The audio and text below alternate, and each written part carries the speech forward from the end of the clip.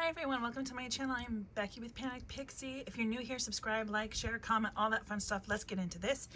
This is my new package from Tiny Frock Shop. You can find them on Etsy, I believe. You can find them many places. So right when we open our box, this is the first thing we see. It's a little advertisement in color. This little postcard.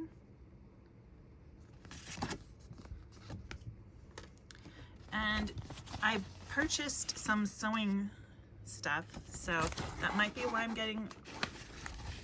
Oh, okay. And then how to use the photography backdrops that I bought. And this is also on their webpage. So let's get into what I got.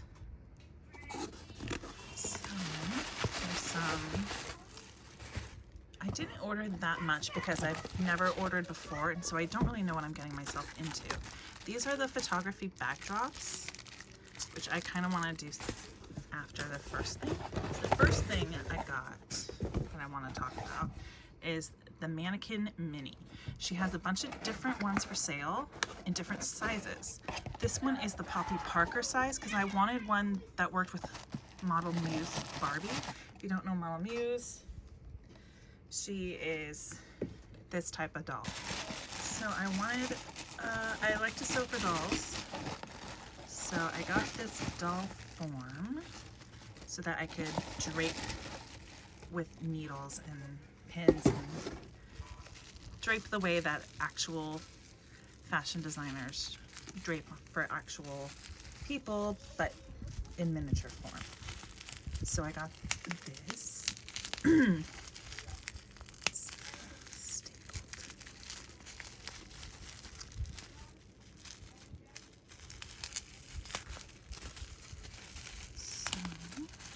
It's a nice solid metal base, really secure and sturdy, and then it comes with this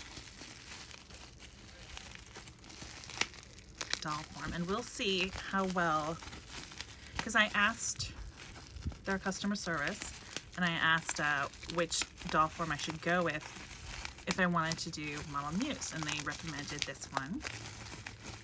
So this is the Poppy Parker. She's an Integrity toy doll. If you go with Integrity, if you're new to Integrity, not all of their dolls are the same size. So this is the one she recommended. And I think we'll try on the Model Muse clothes and see how well they fit. Now let's see how we... Okay, so I think we are gonna untwist this, and then it slides down and we can twist it again to make it steadier. Yeah, that's really good. It's nice and steady. All right, let's try a dress on it. So this is the Model Muse body type, and they may or may not have articulated arms. This one happens to have articulated arms. I maybe should have went underneath first, but that's okay. So this is a birthday dress from a Model Muse doll, and let's see. I mean, the skirt part is obviously gonna fit. She did say that the bust is probably where it's gonna fit the best and that the waist might not fit as well. I think I could design a dress on this form that would fit a Model Muse doll just fine. So one of the benefits and why I wouldn't want to just use an extra doll that I had is because I can drape and design and actually pin the clothes onto this doll form. As you can see, it is fabric, and you could definitely poke some pins into this. Another benefit is that I have a doll who's a fashion designer, and now she can use this as a proper set piece, which is just an extra bonus. Now let's look at these backdrops. What's funny is that I often digitally impose a lot of my backdrops, and I kind of it's really time consuming to the point where I feel like I'd almost do better to build a diorama, and that would take less time than digitally imposing these backdrops. But what's funny is that I think it's this one. I digitally imposed a background kind of garden behind Jolene's house in one of my photos. And then when I was looking through Tiny Frock Shop's shop of fabric backgrounds, I found the exact same background that I was digitally imposing. So I was like, well, yeah, I'm definitely gonna get that one for sure. And there were some others that I had used digitally. So I'm, you know, if this works out as well as I hope it does, I'm gonna be buying a lot, because there's a lot of backdrops that I had been digitally imposing and a lot that I would love to digitally impose. So they do recommend ironing because these do come they do come a little wrinkled, but even then I think it would be easy to I'll let you know. I'll take a photo and see if I can easily digitally remove the creases, but they do recommend that we iron them out carefully. There's a whole way how to do it. So the idea is that you use some clips or something and you hang it from your backdrop, and then it droop onto the floor, and then you put your doll and then she looks like she's there, and you don't have to digitally change the backdrop.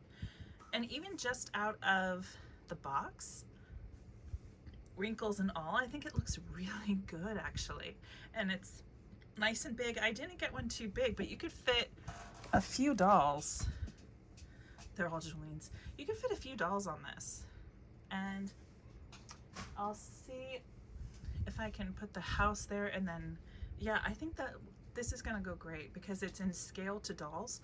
So I could put my dioramas in the picture and make it look like this is a garden by the house. I'll show you after this. So the dress form was about, I want to say 60, but these photo backgrounds are about 12, 13. And I think I'm gonna get quite a few more now that I've kind of tested the waters, seeing what I thought of them. So this one is of Paris, and it came right in time because I have a storyline coming up where they go to Paris. So I think I will get some clips and put that a little bit lower, but you get the gist of it. Now they are in France. Pick this up a little bit so you can see. I would remove their stands so that, I'll show you.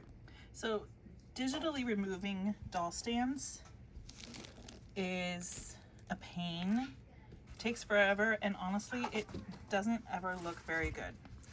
So here's a trick I've learned from other Dollstagrammers, and that is, okay, this backdrop keeps wanting to fall down.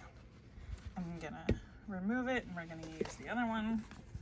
The other one's further back.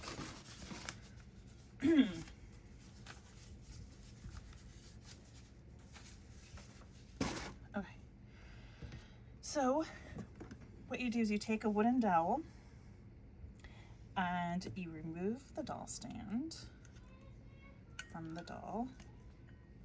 This works better in some cases with different clothes.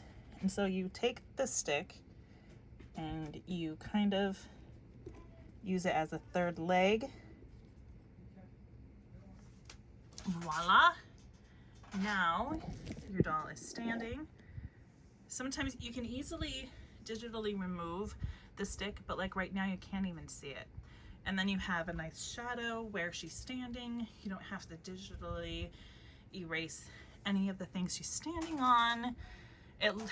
Because one of the problems with digital editing is that your doll looks like she's floating. It's really hard to do the shading on the feet because sometimes when the ground is black, the feet just disappear, or the feet are blurry because that's not where the focus of the shot is.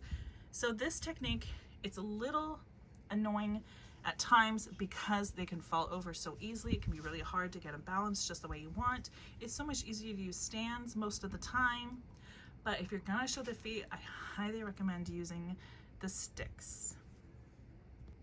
So that is all. Stay tuned because I will show you what it looks like next to my diorama house. And have a nice day. Thanks for watching. We'll see you next time. Bye.